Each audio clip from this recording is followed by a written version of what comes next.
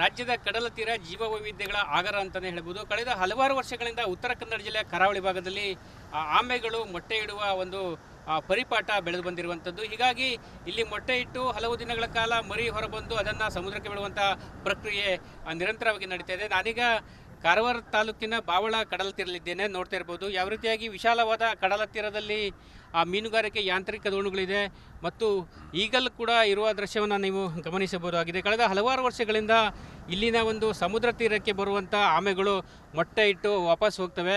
ಅದರ ಬಳಿಕ ಅದರ ಒಂದು ಸಂರಕ್ಷಣೆ ಕಾರ್ಯ ಕೂಡ ನಡೀತದೆ. ಸ್ಥಳೀಯ ಮೀನುಗಾರರ ಸಹಾಯದಿಂದ ಸಂಬಂಧಪಟ್ಟ ಅರಣ್ಯ ಇಲಾಖೆಯವರು ಈ ರೀತಿಯಾಗಿ ಒಂದು ರೀತಿಯ ಸಂರಕ್ಷಿತ ಪ್ರದೇಶವನ್ನು ಒಂದು ರೂಪುಗೊಳಿಸ್ತಾರೆ.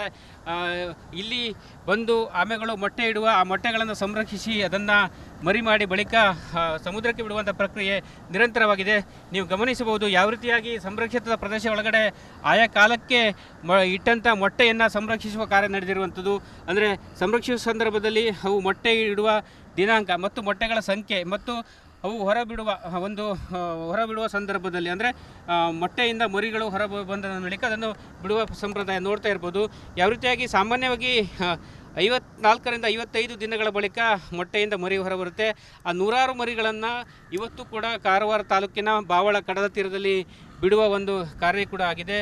ಒಟ್ಟಿನಲ್ಲಿ ಉತ್ತರ ಕನ್ನಡ ಜಿಲ್ಲೆಯಲ್ಲಿ ಕೂಡ ಕರಾವಳಿ ತೀರದಲ್ಲಿ ಕಳೆದ ಹಲವು ವರ್ಷಗಳಿಂದ ಅಂದರೆ ಇವಾಗ ಆಲಿವ್ ರಿಡ್ಲಿ ಮರಿಗಳನ್ನು ಅಂದರೆ ಆಮೆಗಳ ಮರಿಗಳನ್ನು ಬಿಡುವ ಒಂದು ಕೆಲಸ ಕೂಡ ಆಗ್ತಾಯಿದೆ. ಸಾಮಾನ್ಯವಾಗಿ ಸಮುದ್ರದಲ್ಲಿ ಅಂದರೆ ಆಲಿವ್ ರಿಡ್ಲಿ ಆಗಿರ್ಬೋದು ಅಥವಾ ಗ್ರೀನ್ ಸಿ ಟರ್ಟಲ್ ಆಗಿರ್ಬೋದು ಅಥವಾ ಆಕ್ಸ್ಬಿಲ್ ಟರ್ಟಲ್ಗಳು ಸಾಮಾನ್ಯವಾಗಿ ಇಲ್ಲಿ ವಾಸವಾಗುತ್ತೆ. ಆದರೆ ನಮ್ಮ ಕರಾವಳಿಯಲ್ಲಿ ಜಾಸ್ತಿ ಕಂಡುಬರೋದು ಅಂತ ಹೇಳಿದ್ರೆ ಆಲಿವ್ ರಿಡ್ಲಿ ಆಮೆಗಳು ಅಂದರೆ ಅವುಗಳ ಮರಿಗಳನ್ನು ಬಿಡುವ ಕೆಲಸ ಕೂಡ ಆಗಿದೆ. ಒಟ್ಟಿನಲ್ಲಿ ಮೀನುಗಾರರ ಸಹಾಯದಿಂದ ಅರಣ್ಯ ಇಲಾಖೆಯವರು ಈ ಒಂದು ಸಂರಕ್ಷಣೆ ಕಾರ್ಯವನ್ನು ಮಾಡ್ತಾ ಇರುವಂಥದ್ದು. ಕ್ಯಾಮ್ರಾ ಪರ್ಸನ್ ಕಿಶನ್ ಗುರು ಜೊತೆ ನಾನು ಶೇಷಗಿರಿ ಮುಂಡಳ್ಳಿ, ರಿಪಬ್ಲಿಕ್ ಕನ್ನಡ, ಕಾರವಾರ. ರಾಜ್ಯದ ಕಡಲ ತೀರ ಜೀವ ವೈವಿಧ್ಯಗಳ ಆಗರ ಅಂತಲೇ ಹೇಳ್ಬೋದು. ಕಳೆದ ಹಲವಾರು ವರ್ಷಗಳಿಂದ ಉತ್ತರ ಕನ್ನಡ ಜಿಲ್ಲೆಯ ಕರಾವಳಿ ಭಾಗದಲ್ಲಿ ಆಮೆಗಳು ಮೊಟ್ಟೆ ಇಡುವ ಒಂದು ಪರಿಪಾಠ ಬೆಳೆದು ಬಂದಿರುವಂಥದ್ದು. ಹೀಗಾಗಿ ಇಲ್ಲಿ ಮೊಟ್ಟೆ ಇಟ್ಟು ಹಲವು ದಿನಗಳ ಕಾಲ ಮರಿ ಹೊರಬಂದು ಅದನ್ನು ಸಮುದ್ರಕ್ಕೆ ಬಿಡುವಂಥ ಪ್ರಕ್ರಿಯೆ ನಿರಂತರವಾಗಿ ನಡೀತಾ ಇದೆ. ನಾನೀಗ ಕಾರವಾರ ತಾಲೂಕಿನ ಬಾವಳ ಕಡಲ ತೀರಲಿದ್ದೇನೆ. ನೋಡ್ತಾ ಇರ್ಬೋದು ಯಾವ ರೀತಿಯಾಗಿ ವಿಶಾಲವಾದ ಕಡಲ ತೀರದಲ್ಲಿ ಮೀನುಗಾರಿಕೆ ಯಾಂತ್ರಿಕ ದೋಣಿಗಳಿದೆ ಮತ್ತು ಈಗಲೂ ಕೂಡ ಇರುವ ದೃಶ್ಯವನ್ನು ನೀವು ಗಮನಿಸಬಹುದಾಗಿದೆ. ಕಳೆದ ಹಲವಾರು ವರ್ಷಗಳಿಂದ ಇಲ್ಲಿನ ಒಂದು ಸಮುದ್ರ ತೀರಕ್ಕೆ ಬರುವಂಥ ಆಮೆಗಳು ಮೊಟ್ಟೆ ಇಟ್ಟು ವಾಪಸ್ ಹೋಗ್ತವೆ. ಅದರ ಬಳಿಕ ಅದರ ಒಂದು ಸಂರಕ್ಷಣೆ ಕಾರ್ಯ ಕೂಡ ನಡೀತದೆ. ಸ್ಥಳೀಯ ಮೀನುಗಾರರ ಸಹಾಯದಿಂದ ಸಂಬಂಧಪಟ್ಟ ಅರಣ್ಯ ಇಲಾಖೆಯವರು ಈ ರೀತಿಯಾಗಿ ಒಂದು ರೀತಿಯ ಸಂರಕ್ಷಿತ ಪ್ರದೇಶವನ್ನು ಒಂದು ರೂಪುಗೊಳಿಸ್ತಾರೆ. ಇಲ್ಲಿ ಬಂದು ಆಮೆಗಳು ಮೊಟ್ಟೆ ಇಡುವ ಆ ಮೊಟ್ಟೆಗಳನ್ನು ಸಂರಕ್ಷಿಸಿ ಅದನ್ನು ಮರಿ ಮಾಡಿ ಬಳಿಕ ಸಮುದ್ರಕ್ಕೆ ಬಿಡುವಂಥ ಪ್ರಕ್ರಿಯೆ ನಿರಂತರವಾಗಿದೆ. ನೀವು ಗಮನಿಸಬಹುದು ಯಾವ ರೀತಿಯಾಗಿ ಸಂರಕ್ಷಿತ ಪ್ರದೇಶ ಒಳಗಡೆ ಆಯಾ ಕಾಲಕ್ಕೆ ಇಟ್ಟಂಥ ಮೊಟ್ಟೆಯನ್ನು ಸಂರಕ್ಷಿಸುವ ಕಾರ್ಯ ನಡೆದಿರುವಂಥದ್ದು. ಅಂದರೆ ಸಂರಕ್ಷಿಸುವ ಸಂದರ್ಭದಲ್ಲಿ ಅವು ಮೊಟ್ಟೆ ಇಡುವ ದಿನಾಂಕ ಮತ್ತು ಮೊಟ್ಟೆಗಳ ಸಂಖ್ಯೆ ಮತ್ತು ಅವು ಹೊರಬಿಡುವ ಸಂದರ್ಭದಲ್ಲಿ ಅಂದರೆ ಮೊಟ್ಟೆಯಿಂದ ಮರಿಗಳು ಹೊರ ಬಂದ ಬಳಿಕ ಅದನ್ನು ಬಿಡುವ ಸಂಪ್ರದಾಯ ನೋಡ್ತಾ ಇರ್ಬೋದು.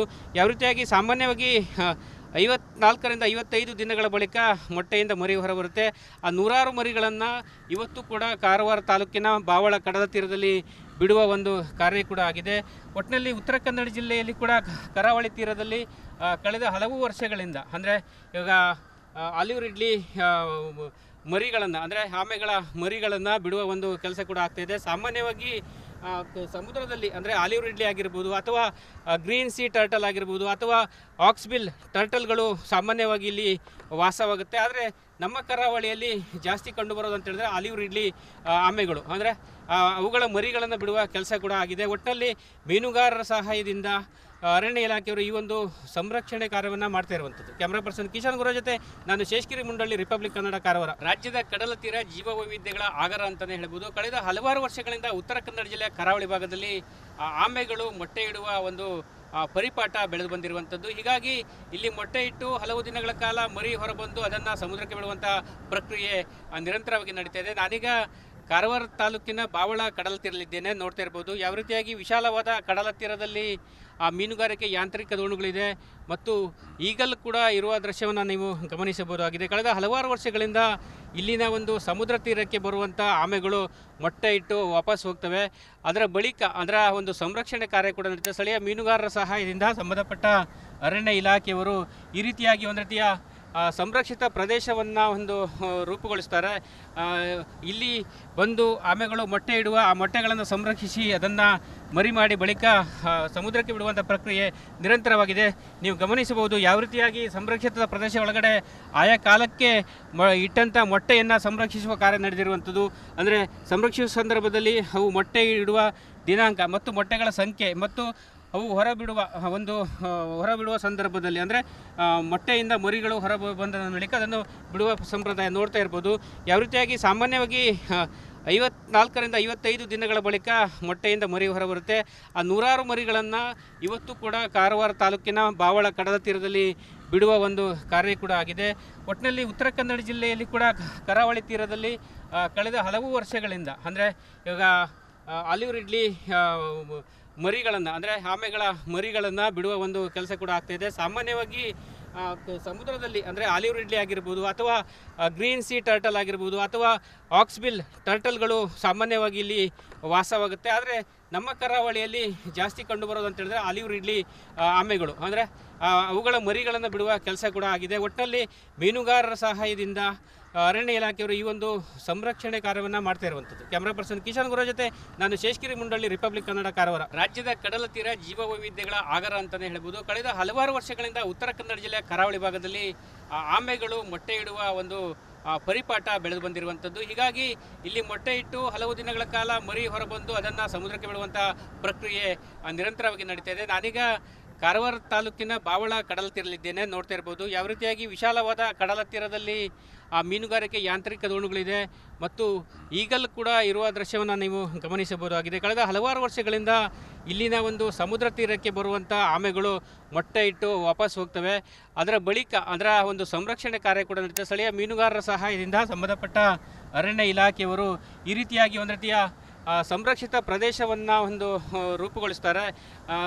ಇಲ್ಲಿ ಬಂದು ಆಮೆಗಳು ಮೊಟ್ಟೆ ಇಡುವ ಆ ಮೊಟ್ಟೆಗಳನ್ನು ಸಂರಕ್ಷಿಸಿ ಅದನ್ನು ಮರಿ ಮಾಡಿ ಬಳಿಕ ಸಮುದ್ರಕ್ಕೆ ಬಿಡುವಂಥ ಪ್ರಕ್ರಿಯೆ ನಿರಂತರವಾಗಿದೆ. ನೀವು ಗಮನಿಸಬಹುದು ಯಾವ ರೀತಿಯಾಗಿ ಸಂರಕ್ಷಿತ ಪ್ರದೇಶ ಒಳಗಡೆ ಆಯಾ ಕಾಲಕ್ಕೆ ಇಟ್ಟಂಥ ಮೊಟ್ಟೆಯನ್ನು ಸಂರಕ್ಷಿಸುವ ಕಾರ್ಯ ನಡೆದಿರುವಂಥದ್ದು. ಅಂದರೆ ಸಂರಕ್ಷಿಸುವ ಸಂದರ್ಭದಲ್ಲಿ ಅವು ಮೊಟ್ಟೆ ಇಡುವ ದಿನಾಂಕ ಮತ್ತು ಮೊಟ್ಟೆಗಳ ಸಂಖ್ಯೆ ಮತ್ತು ಅವು ಹೊರಬಿಡುವ ಸಂದರ್ಭದಲ್ಲಿ ಅಂದರೆ ಮೊಟ್ಟೆಯಿಂದ ಮರಿಗಳು ಬಂದ ಬಳಿಕ ಅದನ್ನು ಬಿಡುವ ಸಂಪ್ರದಾಯ ನೋಡ್ತಾ ಇರ್ಬೋದು. ಯಾವ ರೀತಿಯಾಗಿ ಸಾಮಾನ್ಯವಾಗಿ 54ರಿಂದ 55 ದಿನಗಳ ಬಳಿಕ ಮೊಟ್ಟೆಯಿಂದ ಮರಿ ಹೊರಬರುತ್ತೆ. ಆ ನೂರಾರು ಮರಿಗಳನ್ನು ಇವತ್ತು ಕೂಡ ಕಾರವಾರ ತಾಲೂಕಿನ ಬಾವಳ ಕಡಲ ತೀರದಲ್ಲಿ ಬಿಡುವ ಒಂದು ಕಾರ್ಯ ಕೂಡ ಆಗಿದೆ. ಒಟ್ಟಿನಲ್ಲಿ ಉತ್ತರ ಕನ್ನಡ ಜಿಲ್ಲೆಯಲ್ಲಿ ಕೂಡ ಕರಾವಳಿ ತೀರದಲ್ಲಿ ಕಳೆದ ಹಲವು ವರ್ಷಗಳಿಂದ ಅಂದರೆ ಇವಾಗ ಆಲಿವ್ ರಿಡ್ಲಿ ಮರಿಗಳನ್ನು ಅಂದರೆ ಆಮೆಗಳ ಮರಿಗಳನ್ನು ಬಿಡುವ ಒಂದು ಕೆಲಸ ಕೂಡ ಆಗ್ತಾಯಿದೆ. ಸಾಮಾನ್ಯವಾಗಿ ಸಮುದ್ರದಲ್ಲಿ ಅಂದರೆ ಆಲಿವ್ ರಿಡ್ಲಿ ಆಗಿರ್ಬೋದು ಅಥವಾ ಗ್ರೀನ್ ಸಿ ಟರ್ಟಲ್ ಆಗಿರ್ಬೋದು ಅಥವಾ ಆಕ್ಸ್ಬಿಲ್ ಟರ್ಟಲ್ಗಳು ಸಾಮಾನ್ಯವಾಗಿ ಇಲ್ಲಿ ವಾಸವಾಗುತ್ತೆ. ಆದರೆ ನಮ್ಮ ಕರಾವಳಿಯಲ್ಲಿ ಜಾಸ್ತಿ ಕಂಡುಬರೋದು ಅಂತ ಹೇಳಿದ್ರೆ ಆಲಿವ್ ರಿಡ್ಲಿ ಆಮೆಗಳು ಅಂದರೆ ಅವುಗಳ ಮರಿಗಳನ್ನು ಬಿಡುವ ಕೆಲಸ ಕೂಡ ಆಗಿದೆ. ಒಟ್ಟಿನಲ್ಲಿ ಮೀನುಗಾರರ ಸಹಾಯದಿಂದ ಅರಣ್ಯ ಇಲಾಖೆಯವರು ಈ ಒಂದು ಸಂರಕ್ಷಣೆ ಕಾರ್ಯವನ್ನು ಮಾಡ್ತಾ ಇರುವಂಥದ್ದು. ಕ್ಯಾಮ್ರಾ ಪರ್ಸನ್ ಕಿಶನ್ ಗುರು ಜೊತೆ ನಾನು ಶೇಷಗಿರಿ ಮುಂಡಳ್ಳಿ, ರಿಪಬ್ಲಿಕ್ ಕನ್ನಡ, ಕಾರವಾರ.